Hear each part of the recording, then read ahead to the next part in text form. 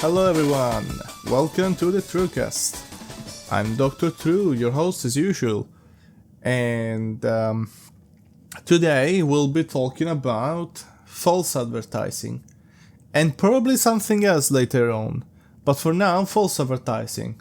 But also before that, happy story, it's just guess an announcement, I'm just telling you guys, I've been on holiday the past few days, past like 2-3 days or some whatever. I was on holiday, went to Wales, basically rented a cabin sort of in the middle of nowhere. It's one of those relaxing holidays. I was with my girlfriend. It was like the anniversary holiday, that's why we did it. But yeah, it's just a relaxing time, nothing special, I guess. I mean, no, it was kind of special, because it was the anniversary. But, it wasn't special in the sense that I didn't go to Vegas to play, gambling games, gamble all my money away, lose everything, and my friend needs to get married, and now we lost that friend that needs to get married. And we need to find him, and we don't know where he is, and so we go search around Vegas, and stuff happens. That didn't happen. Yeah, I didn't have that kind of holiday. Nor did I have the holiday where you go, I don't know, some other fucking cool place. I don't know, guys. Yeah, I didn't go to Japan or to Dubai or whatever. It was just middle of nowhere in Wales, but it was nice. There was a hot tub. It was really hot. I enjoyed it, but it was really hot. Yeah, and usually I don't have a problem with hot water. When I shower, it goes as hot as possible. But I realize it's a totally different thing when it's like water coming out as a jet on your skin. It's completely different than being immersed, like in hot water. Then you're like surrounded by the hot water, and you're there like, all the time. It sort of feels, maybe I was paranoid or whatever, but I was thinking, like I'm cooking in here. And, well, the thing saying rules for safety in the hot tub, don't stay more than 15 minutes, that didn't help. That made me feel even more paranoid. But it was nice still. Yeah, I enjoyed the hot tub. And, I also enjoyed the peace and quiet of being in the middle of nowhere. Nice holiday. But I was playing a lot of Nintendo DS. I have my 3DS, I was playing games. With The Simpsons. Is it called? Yeah, it is called The Simpsons outside of Italy. And Family Guy, which, by the way, is called Family Griffin in Italy. And yeah, so very relaxing. And now I'm back. And I'm back here to do this podcast for you guys. But, it's actually fun too. Don't be thinking like, I don't want to do no, I want to do the podcast. Podcast is nice. I'm having fun. But even while I was on holiday, I kept thinking about what to bring on the podcast for this episode. And that's when it kind of hit me. I will sometimes just open up YouTube and I will get, a random adverts, especially what really inspired me to make this episode, I guess, was all those adverts about phone games that you see on the phone. You're just watching YouTube chilling and you get these ads. Trying to think of a few, like Whiteout Survival, I think it's one of them. Kingdom Rush. No, wait, Kingdom Rush is a good game. Getting confused. Kingdom Tower Battle Defense something, I don't know. Merge Kingdoms, I don't know. But yeah, it's a lot of false advertising. And these adverts always get me, always catch my attention. I hate them. But with time, I sort of started noticing some trends, and I started sort of seeing them as memes, a few of them. Like, for example, There's many ads. Could be Temu, which I don't know if it's false advertising for Temu. Just that I don't trust the quality of stuff you get for that chip. But like ads for Temu, many of those phone games where you're level 1 and you attack your enemy and you inflict 10 million damage at level 1, and then at level 2 you inflict 10 billion. Those games with crazy numbers, because the numbers is extreme numbers. Oh my god. I hate it. I think you can tell I hate it. But many of these games and Temu adverts, they're done by Chinese companies. And obviously Chinese meme culture is going to be completely different from Western meme culture. And something I noticed, first of all, they seem to use an extreme amount of sound effects. They have like a what sound effect, which I cannot do because my voice is not that great at doing impressions. They have a bing bing bing, sort of something similar. Bing bing bing, no, bing bing bing. Well, you get it. Look, if you've seen the Chinese game adverts I'm talking about, you heard this sound, you know what I'm talking about. So all these sounds, I used to hate them. Now I'm like, okay, I guess it's just foreign meme culture, and I started finding them kind of funny. Sometimes I'll go like, okay, let's see if this advert has this sound. If it doesn't have this sound, then it's a shitty advert and it's a shitty game. But apart from the sounds, sounds I can sort of get over, whatever, memes. But what I really hate is just how fake they are. And many of them, they market themselves as not being fake, but they totally are. They'll have like someone pretending to play the game, where the game instead is clearly going on by itself, and they're pretending to play it. What? Look, guys, this thing just happened. Okay, let's see if I can win. Okay, then dies. And 2 seconds after, oh, I died. Oh my god. Well, if you think you're better than me, download, whatever the name of the game is. I don't know what the name is. Just making an example here. But yeah, some other ones have like weird translations that don't really make sense. See, one I keep getting, and I get it all the time, and especially this one inspired me to make this podcast episode, was one about whiteout survival, which seems to be sort of inspired by Frostpunk. It's a game, I haven't played it. I haven't even watched YouTube videos about it, so I have no idea what the game really is. But from what it seems from the adverts, seems like one of those city building games where you gather resources, and with the resources gathered, you can like expand your city. You have like a sort of a fireplace thingy, just to keep warm, because the game is set in a, I guess, glacial age. Did you call it glacial age? Frozen age, whatever. The game is all like everything is frozen and snowy, and so you have this, base, this center of the town that has a huge fire, and you upgrade the fire and you upgrade the town. I don't know, maybe the game is cool, I don't know. But when I see this fake advertising, I completely lose any interest of even having a look at the game. So I haven't had a look at the game. And I keep getting this one in particular. Finally we're getting there, finally I'm telling you. Where there's like a huge log coming down the river, and this guy builds like a net to keep the log from going further, and then goes, "This log is as big as my hog." And I'm like, the fuck you mean your hog?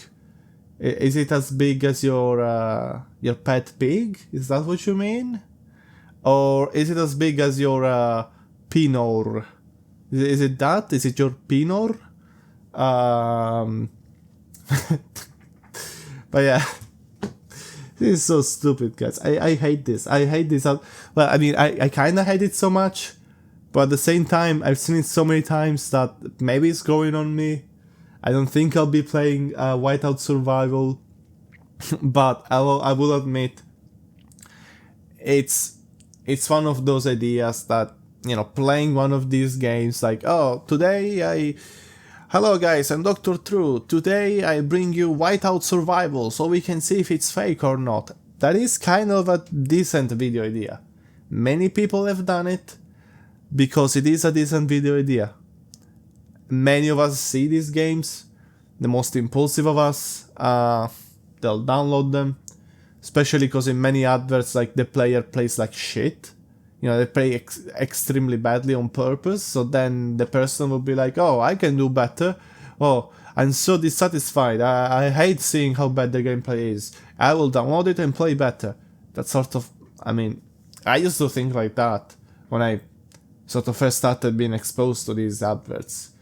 So, the point is, although many of us do play these games, I think most of us very quickly realize what they really are, and very quickly we realize they're all the same, and so we stop even trying them.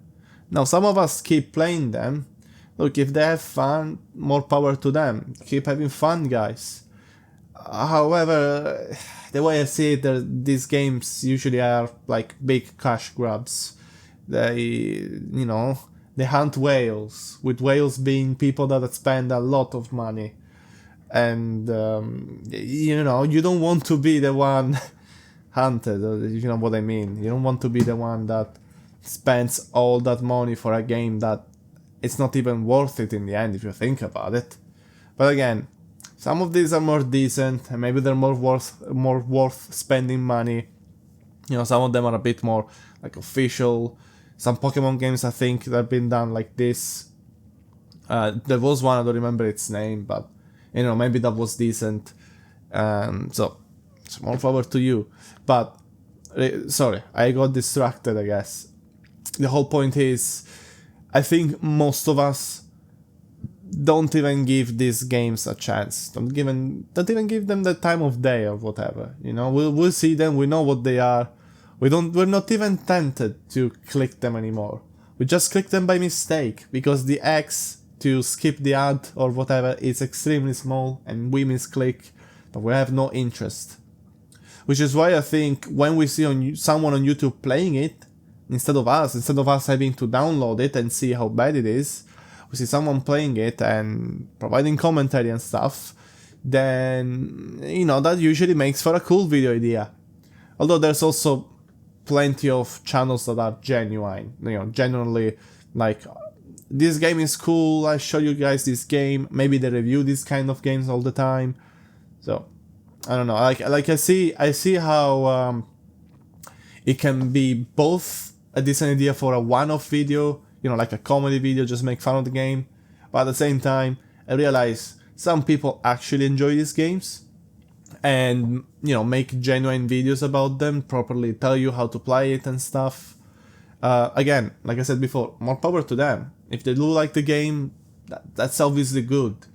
I just still keep my personal thought that I don't know if it's really worth, spending money on these games. Maybe the time, yeah, sure, you can spend time on them. Because if you have fun, that's the whole point of the game anyway, to have fun. So you can spend your time having fun on it, maybe. Don't spend too much time, still do what you have to do. But money, and I'm also the kind of person that usually never spends money as well. I'm never really been tempted by skins in games. I used to be a huge League of Legends player. I played a lot of Team Fortress 2, and probably some other games too with monetization things. But of course, I saw those League of Legends skins, I saw those cool hats, and I did think, oh, I wish I had it. But even when I became, more independent, got my own job, now I'm an adult, and I have money saved up, and I can allow myself to spend that money. But personally, I still don't want to spend money on games like that. If it's to buy a game, okay, sure, that's normal. The games have always been sold for money. But if it's for microtransaction, a lot harder for me to do. I really don't wanna. Maybe there's like some very good deals. You know, I spent some money on Deep Rock Galactic because it's a game I love. Of course, it gets boring after a few games of, I play, but overall, I always come back to that game. Always feels, so relaxing. So sometimes boring, sure, but overall, never controversial for me. Never makes me angry. Never causes me any trouble sleeping or whatever. So I always come back to it. And one time, I saw some good deals on some skins. And look, the DLCs for that game, all cosmetic DLCs, but they're also so cheap anyway. So honestly, even full price, I think they're totally worth buying if you play the game. And I spent I think £1, literally £1 for a for a DLC pack, and then maybe 78p for the other one. I don't know. It was very cheap. It was really cheap. So I was like, okay, I love this game. I'll support the developers. I'll buy this. And the developers are being, they've always been, at least to my knowledge, very good, very nice, not greedy at all. Of course, with time, all companies change. We know that. So can't guarantee that they'll always be like this in the future. But at least for now, I think they deserve some money for a good job. But going back to the false advertising stuff, this isn't even a new problem, but I think it's always relevant to talk about it, because we always keep seeing this stuff. And to be fair, the style of adverts changes with time too. I haven't seen weird, disgusting, vomiting advertisements in a while. Okay, I haven't seen them in a while, but I have seen a good amount of advertisements where someone steps on something sharp and their foot starts bleeding and someone has to help them. And I don't know exactly why does this thing about something piercing your foot like that. I'm assuming because it's to me it's kind of disgusting. I don't like seeing blood like that. I become a bit, I'm very uneasy with blood. So I'm assuming many other people are like that. So maybe that's the whole point of these adverts like this. I've seen literally adverts of Superman stepping on, I don't know, a spring, I think it was, or a nail or whatever. Well, he steps on something sharp and his foot starts bleeding green. And so Batman has to save him. And so you put Superman in the bed so he recovers health. Well, Batman defends the base from all of Joker's evil henchmen or whatever. So, I don't know. I don't understand. So many weird things, so many weird ads lately. Even Whiteout Survival did one of them. Like the hot lady, which by the way kinda seems underage. I don't know if it's just me, but whatever. The game is like, this lady is hot, okay. If you like them young, I guess. I'm joking. Don't. I'm not attacking. I'm not meaning to attack Whiteout Survival more than that. Please don't get me sued. Please, Whiteout Survival, don't sue me. I also don't think they can sue me for this, because this is all done in comedy anyway. But whatever.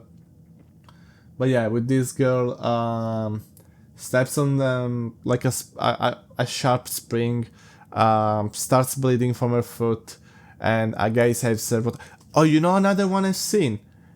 I don't remember the name.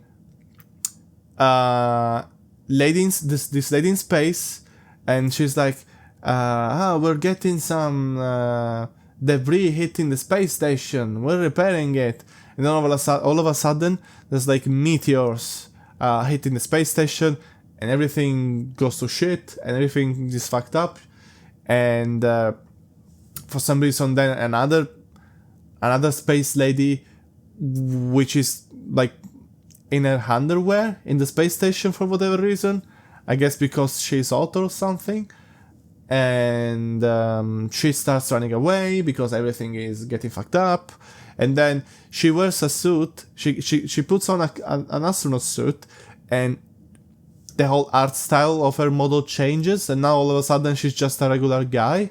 What? weird ads. They're weird. They're weird. You can literally be making an actual video about them, analyzing them, and I mean, I'm assuming that won't stop soon. So maybe one day we'll get a special video where I critique all these ads. But that's enough about the ads, because I don't want to talk about ads for all of the episode. No, I also want to say that I've been playing more Y2K. I remember mentioning it in the last episode, maybe even before, because I have been playing it for a bit, and I'm still enjoying it. The story is very confusing still. I've seen theories going around where they say that anything that happens during the game is like sort of non-canon, like as in it doesn't really happen. It's just Alex is a bad narrator, and you know, it's making the story more epic and weird and strange, and actually nothing is happening, and maybe he's, you know, the end of the world really is just the end of his world, because it's just him, you know, doing something very stupid, and then his friends don't want to be his friends anymore, and whatever. Maybe that could be, but I kinda want the whole story to be canon instead. I kinda want the whole weird thing and reality is clashing and everything is going bad because it's Y2K and stuff. Kinda want that to actually be happening for real, you know? And yeah, to be fair, there's still many references in the game. I've seen video analysis and stuff. There's still many references to things that came out much after Y2K, and there's so many of these references that they just don't seem like a mistake anymore. So maybe it is actually trying to tell you, look, the game isn't even happening in 1999. The game is actually happening in 2016 or whatever. But like I said, you know, I still want to be, in my mind, I still want to believe that it is canon, that everything is actually happening, the world is ending, and these weird references is because reality is being all weird. You know, you're getting these games from other realities, and suddenly they're crossing over on our reality because everything is going to shit for Y2K. You know, I just want to believe that, I guess. And apart from that, I discovered once you finish the game, you unlock Y2K2. So yeah, you know, if Y2K was that good, then why is there no Y2K2? Well, there is one. Yeah, there is Y2K2. If you Google it, you'll find information about a cancelled project, which was gonna be something different. Still, you know, obviously Y2K, just different story and stuff. And I think even I've seen even different graphics apparently. You know, I did a meme edit of Alex from Y2K, and I put, I think it was one of the slides, I put a design of what he was supposed to look like in Y2K2. But no, the actual Y2K2 that came out with the 1.5 update, which it's crazy. Literally a whole update for a game, revamped so many things. The game in the battle system, a lot of music. I already told you about it in past episodes, so I don't want to repeat it. But it's crazy to think that they also had the whole other game. Even though, to be fair, it seems like apparently it's a lot shorter.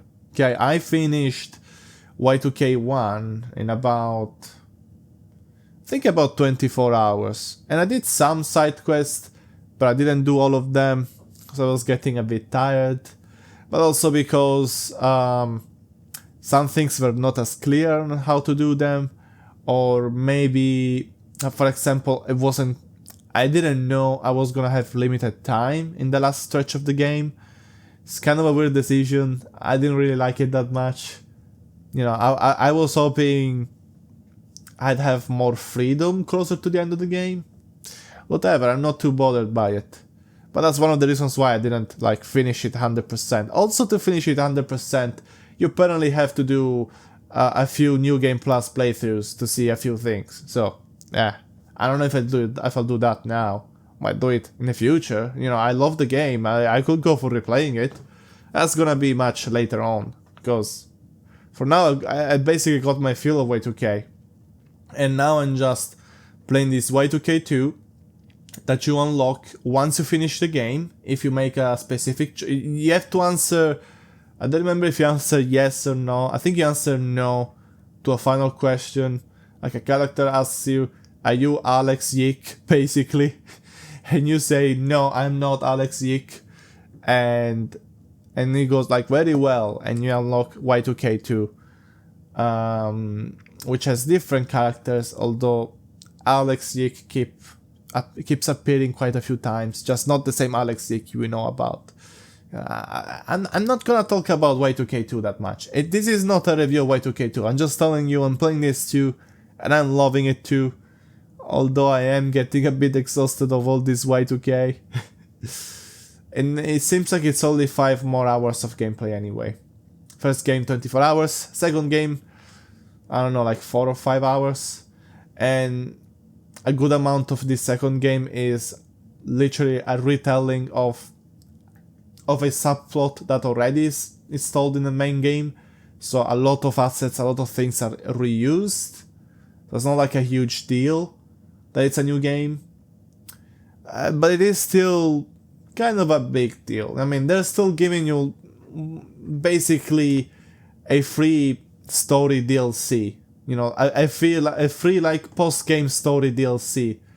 So it is good. It is nice. I like that. This Y2K2 story is talking a lot about memes of all things, as in ideas that spread from a mind to another. It has some weird religious allegory, which is very fascinating to see.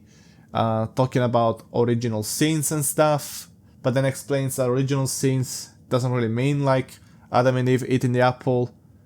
It means more like the first time a specific sin has been done. And there's cancerous memes, which could be like, it says cancerous memes are like things that basically ruin the rest of the world for your current generation and all the future ones. You know, like the atom bomb is a cancerous meme. The idea, think about it, to be fair, once the atom bomb was invented, then the idea of the atom bomb, you know, its existence spread from a mind to another. It became a common thing. Many countries started building their own. Atom bombs are very dangerous. They could easily destroy the world, probably. And the idea of the atom bomb is not just a military thing, you know. In pop culture, it's been like a huge thing. We literally had the Cold War. We literally had many movies about Cold War, risks and atom bombs. And we did wars because maybe people had atom bombs. Maybe, we don't know. Maybe we did, maybe we didn't. Like maybe they did, maybe they didn't. Sorry. And even the common citizen, you know, especially with the dense climate lately, you know, they'll be afraid of the atom bomb existing. So that is an example of a cancerous meme. It's been created and now it ruined everything for everyone, forever. So I'm really I'm really finding it very interesting. And that's good, obviously. That's making me play it more, even though I'm already a bit tired from the battle system, which again is very good, but after a while kinda lacks some, some novelty. It becomes a bit repetitive. So that's why it's boring me a little. But I'm playing it for the lore, for the game, for the story, which usually is, it's supposed to be the main appeal of RPGs anyway. So I feel like if the story, at least to me, feels appealing, then the game is winning, I could go into the room, talk to see Y2K playing, and I go, "Are you winning, son?" And Y2K can say, "Yeah, I'm winning, Dad." Assuming I'm the dad. I could be the mother, maybe. But that's me being the mother. That's a story for another episode. We'll talk about it episode 25 or whatever. But not now. But we'll talk about it in another episode. Yes. Yeah, so playing Y2K. I guess not much else to say. I get carried away. Once I finish Y2K, I'm gonna play Dragon Quest 11. I've seen it ages ago. I played many other Dragon Quests, many others. I played Dragon Quest 8, which I loved as a kid. Never finished it. It was hard. Plus, my father accidentally deleted my save. I know usually it's your little brother. In my case, it was my father. Yeah, I was not happy. But yeah, right, it's weird. I played Dragon Quest 9, which I finished multiple times, and it was pretty good. Post game, not bad either. Pretty amazing. And so now I'm kind of excited for Dragon Quest 11. It was my birthday a few weeks ago, yeah, like 2 or 3 weeks ago, whatever. And my brother asked me if he was asking for help on what to get me for birthday. And I was like, I don't know. I literally just bought Y2K. I would have wanted that, I guess.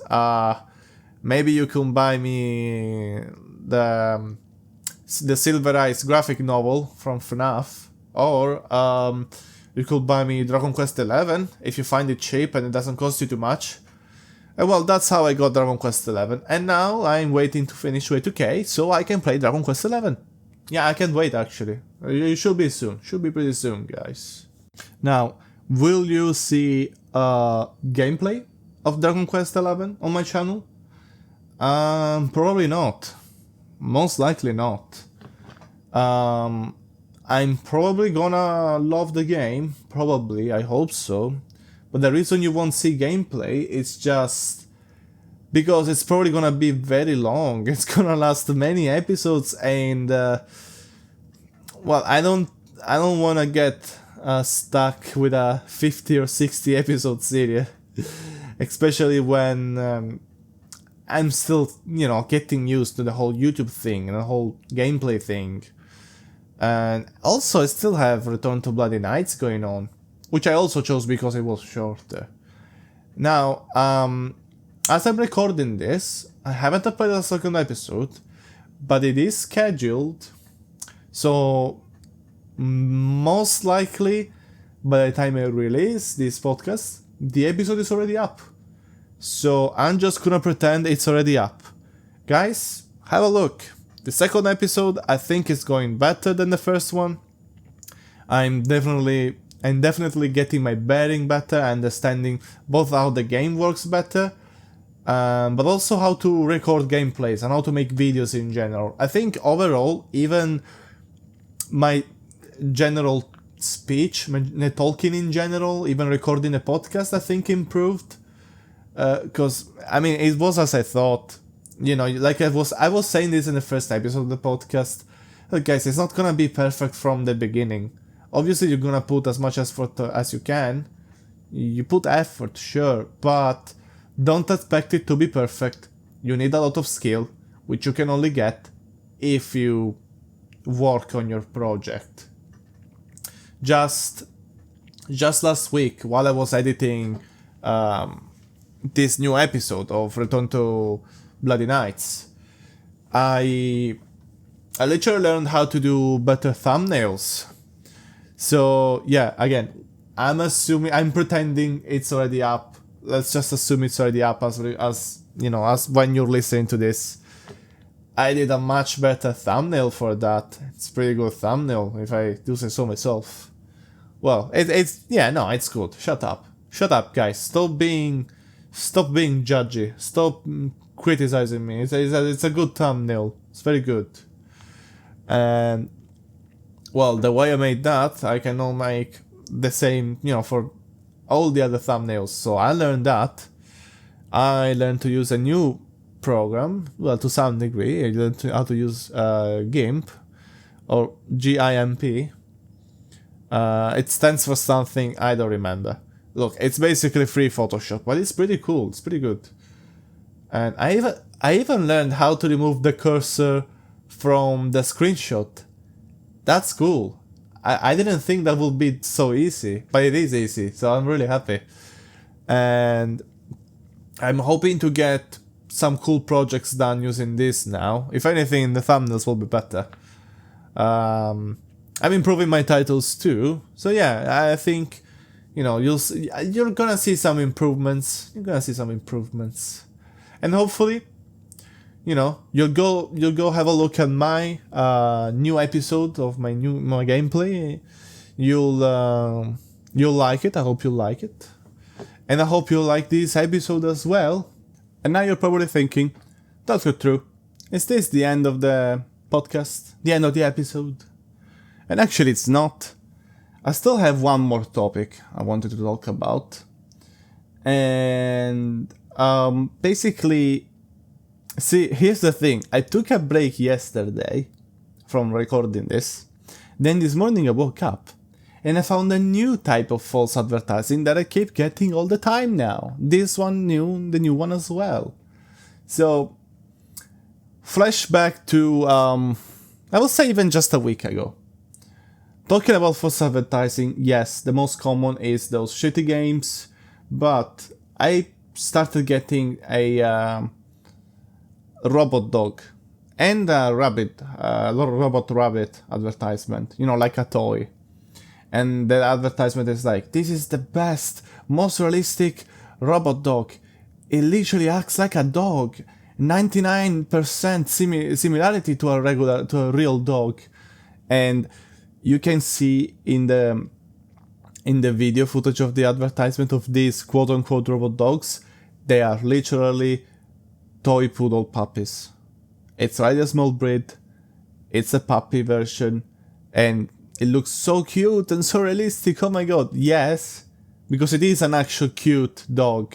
That's why it looks so realistic. But here's the thing. And by the way, there's also some some video bits, some video footage that is clearly AI, like with a scientist working on the dog without its fur on, and it's like a robot underneath it. Yeah, that's clearly AI though. That's AI. But again, here's the thing. This advert, at least to me, it's clearly fake.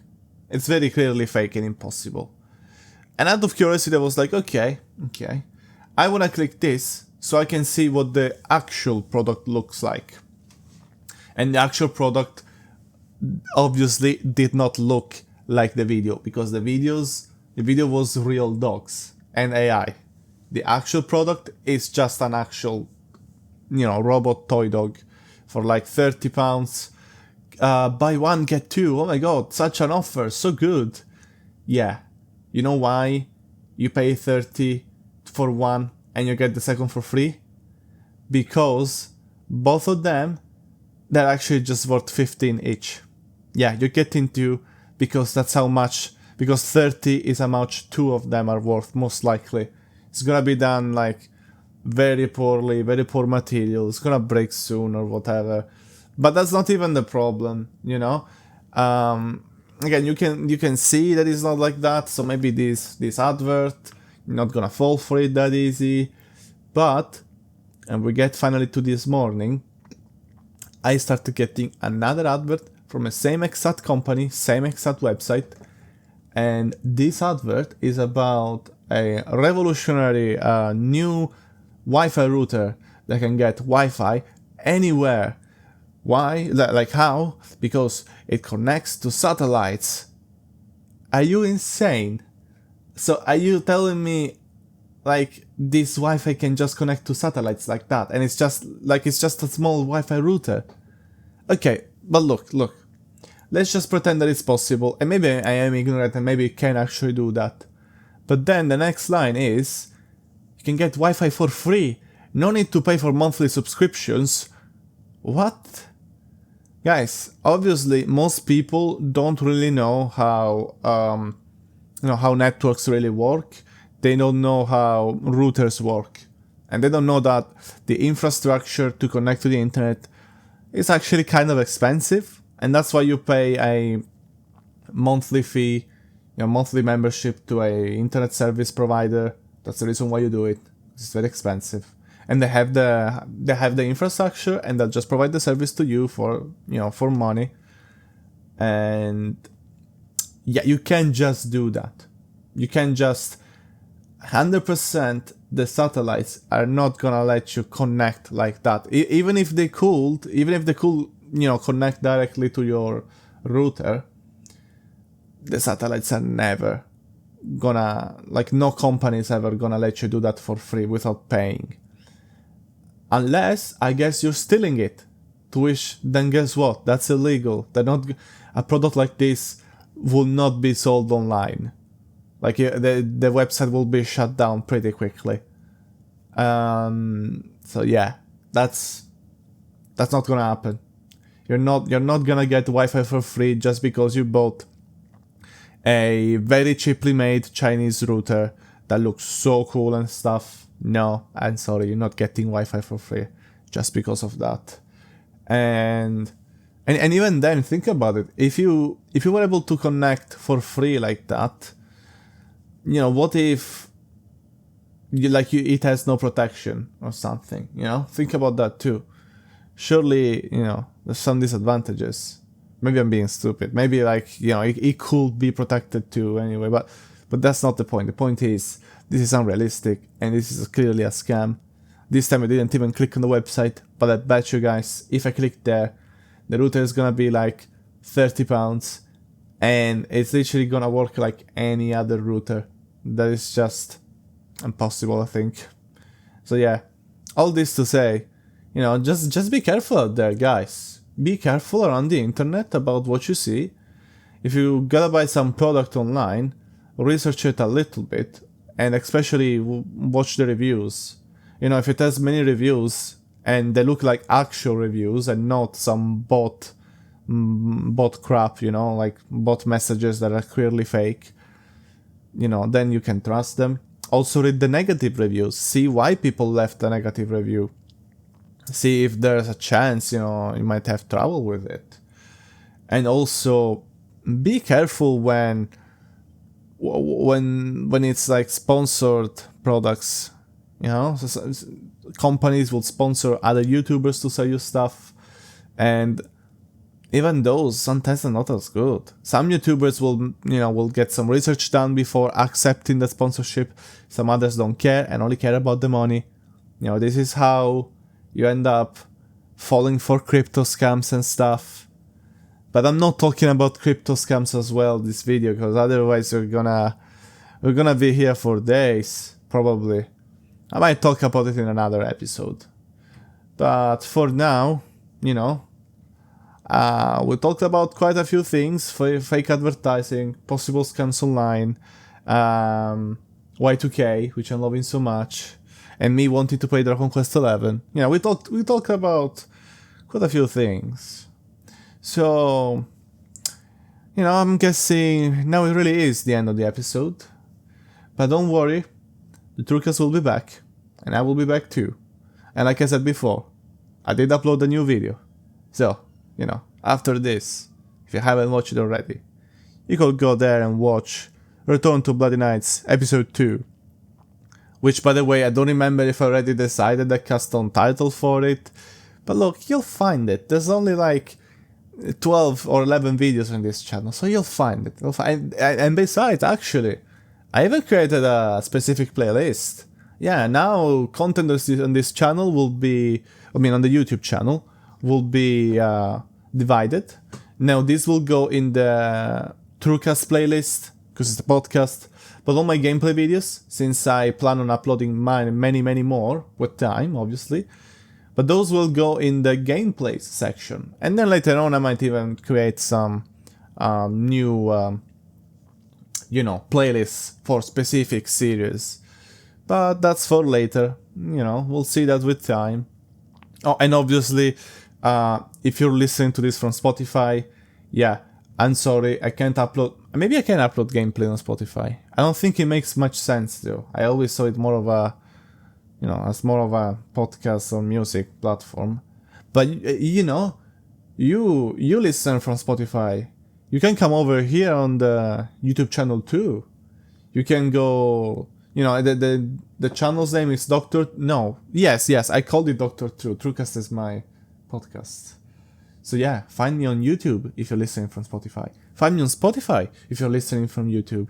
And no more dilly-dallying. I gotta go, guys. But I'll see you in the next episode.